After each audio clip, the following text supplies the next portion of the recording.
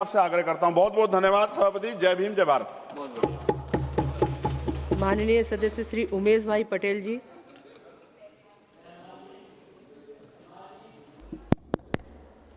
अध्यक्ष महोदया जी, मैं रेलवे की अनुदान मांगों पर चर्चा पर बोलने के लिए खड़ा हुआ हूं। महोदया, हमारा क्षेत्र चारों ओर से औद्योगिक गतिविधियों का एक बड़ा सेंटर है। वापी, सिलवासा, दमन, बिलाड़ और वलसाड़ पूरा क्षेत्र देश के प्रमुख औद्योगिक कॉरिडोर में आता है। यहाँ उद्योगों में देश के लगभग हर राज्य से लाखों लाख प्रवासी मजदूर काम करने आए हैं जो यहाँ निवास करते हैं। इसके साथ साथ हमारा दमन और दीव अंतर्राष्ट्रीय स्तर के पर्यटन स्थल है। इस दृष्टि से भी ये अत्यंत महत्वपूर्ण है। इसलिए हमारे क्षेत्र में रेलवे कनेक्टिविटी और सुविधाओं का विस्तार केवल स्थानीय आवश्यकता नहीं बल्कि राष्ट्रीय आर्थिक गतिविधियों के लिए भी अत्यंत महत्वपूर्ण है। महोदया जी, रेलवे केवल पटरियों और ट्रेनों का नेटवर्क नहीं है, रेलवे भारत की विकास यात्रा का सबसे मजबूत इंजन है और हम ये चाहते हैं कि हमारा क्षेत्र भी इस विकास की यात्रा में सहभागी बने। महोदया जी, हमारा दीव छोटा किंतु एक अत्यंत महत्वपूर्ण पर्यटन स्थल है। अगर धरती पर कश्मीर को स्वर्ग माना जाता है तो हमारा दीव भी इस स्वर्ग से कम नहीं है, किंतु कनेक्टिविटी के अभाव के कारण यह खूबसूरत प्रदेश देश और विदेश के पर्यटकों से अछूता रह जाता है। मैं सरकार से निवेदन करता हूं कि रेलवे कनेक्टिविटी के लिए दीव की निकट स्थिति देलवाड़ा रेलवे स्टेशन को अधिक आधुनिक सुविधाओं के साथ विकसित किया जाए और महत्वपूर्ण ट्रेन एवं लोकल ट्रेन को स्टॉपेज दिया जाए तो ये पूरे दीव क्षेत्र के लिए एक महत्वपूर्ण प्रवेश द्वार बन सकता है। महोदया जी, मैं दमन को बेहतर रेलवे कनेक्टिविटी देने के लिए सीलिंग के तर्ज पर एक आधुनिक मोनोरेल लाइट मेट्रो प्रणाली विकसित करने की मांग करता हूं जो उदवाड़ा रेलवे स्टेशन से प्रारंभ होकर नानी दमन और मोटी दमन को जोड़ते हुए वापी रेलवे स्टेशन तक पहुंचे। इससे दमन क्षेत्र के लाखों लोगों को सुविधा मिलेगी और पर्यटकों के लिए एक आकर्षण का केंद्र बनेगा।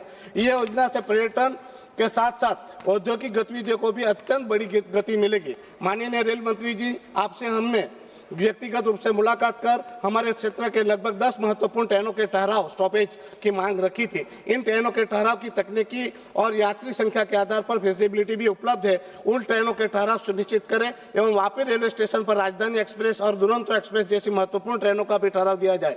महोदया जी, वापी स्टेशन के नजदीकी प्रदेश आज देश के सबसे बड़े औद्योगिक केंद्रों में से एक है। यहाँ लाखों लाख उत्तर भारतीय मजदूर भी निवास करते हैं जो लाखों की संख्या में प्रतिदिन आवागमन करते हैं। उनकी ओर से मंत्री जी, मैं आपसे प्रार्थना करता हूं कि उनके लिए बांद्रा टू गाजीपुर ट्रेन जो अभी सप्ताह में केवल 2 दिन चलती है उसको प्रतिदिन चलाया जाए। गोरखपुर हम सफर को वैकेशन दरमियान प्रतिदिन चलाया जाए। वलसाड़ टू वाराणसी श्रमिक एक्सप्रेस अभी सप्ताह में केवल 1 दिन है, इसे कम से कम सप्ताह में 3 दिन चलाया जाए। हॉलीडे स्पेशल ट्रेन जो मुंबई से बनारस चलती है, जो मुंबई से ही फुल हो जाती है, तो हमारी मांग है ऐसी ट्रेन हॉलीडे के दिनों में उमरगाम से बनारस के लिए अलग से सप्ताह में 3 दिन चलाया जाए। साथ ही उत्तर भारत की ओर जाने वाली ट्रेनों के स्टॉपेज की समय वापी स्टेशन पर बढ़ाया जाए। Gujarat mail, Ekta Nagar express, Golden Temple, Amritsar express, इन ट्रेनों के वापी स्टेशन पर ठहराव दिए जाए। हमारा उदवाड़ा पारसियों का पवित्र स्थान है जहां पवित्र अग्नियारी है, वह उदवाड़ा स्टेशन पर फ्लाइंग रानी अप डाउन के लिए स्टॉपेज दिए जाए। महोदया जी, इसके साथ ही मैं विशेष रूप से अनुरोध करना चाहता हूं कि वापी के साथ साथ वलसाड़ और भिलाड़ रेलवे स्टेशन को भी समग्र विकास की योजना बनाई जाए और जरूरी ट्रेनों के स्टॉपेज दिए जाए ताकि इन विस्तार के औद्योगिक क्षेत्र के यात्रियों को बेहतर सुविधा मिल सके। इसके अतिरिक्त मुंबई और अहमदाबाद के बीच चलने वाली ट्रेनों की संख्या बढ़ाने की भी मांग करता हूं।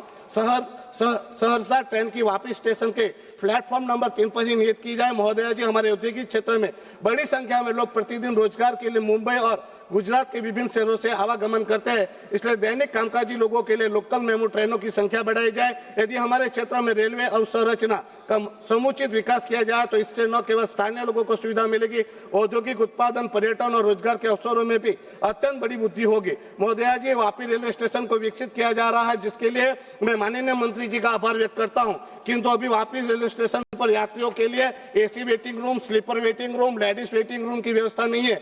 जब से स्टेशन का विकास कार्य शुरू हुआ तब से टॉयलेट तोड़ दिए गए हैं, जिसके चलते पर्याप्त टॉयलेट फैसिलिटी के अभाव में यात्रियों को बहुत समस्या हो रही है, विशेष रूप से माताएं, बहनें और बेटियों को। मैं निवेदन करता हूं जब तक परियोजना में नहीं बनते तब तक वैकल्पिक व्यवस्था की जाए। ऐसा ही हाल गुजरात रेलवे पुलिस का भी है। मैडम, थोड़ा सा ही है, मैं 6 मिनट के अंदर पूरा कर दूंगा। ऐसे हाल गुजरात रेलवे पुलिस का भी है, उनके बैठने तक की अभी व्यवस्था नहीं है, उनके लिए भी वैकल्पिक व्यवस्था की जाए। अंत में माननीय रेल मंत्री जी से मैं आग्रह करता हूं कि हमारे औद्योगिक क्षेत्र में यात्रियों की बढ़ती मांग और साउथ गुजरात से साउथ गुजरात में सूरत के बाद सबसे अधिक रेवेन्यू देने वाला महत्वपूर्ण स्टेशन होने के बावजूद वापी रेलवे स्टेशन से यात्रा शुरू करने वाले यात्रियों के लिए वीआईपी एमपी कोटा की उपलब्धता अत्यंत सीमित बनी हुई है। इस क्षेत्र की बड़ी यात्री आबादी और आर्थिक महत्व को देखते हुए मैं रेलवे मंत्रालय से अनुरोध करता हूं कि कृपया वापी रेलवे स्टेशन से महत्वपूर्ण जैसे कि वंदे भारत सहित की 20 ट्रेनों की सूची हमने माननीय मंत्री जी आपको सौंपी है। मुलाकात के समय उन सभी ट्रेनों में वीआईपी एमपी कोटा उपलब्ध कराया जाए। महोदय जी, मैं यह उल्लेख करना चाहता हूं, ये विषय केवल मेरे क्षेत्र का नहीं बल्कि पूरे क्षेत्र के प्रतिनिधियों का साझा अपेक्षा है। हमारे क्षेत्र का प्रतिनिधित्व 3 सांसद करते हैं। भारतीय जनता पार्टी के सांसद माननीय सांसद श्री धवल भाई पटेल जी, माननीय सांसद श्रीमती कलाबेन तेलकर जी, मैं निर्दलीय सांसद उमेश पटेल, हम सभी की यह साझा अपेक्षा है कि इस पूरे औद्योगिक और पर्यटन क्षेत्रों को रेलवे की बेहतर सुविधा मिले।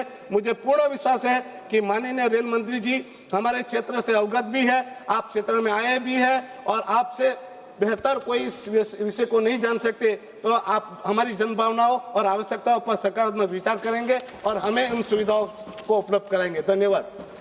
माननीय सदस्य श्री अनिल फिरोजिया जी।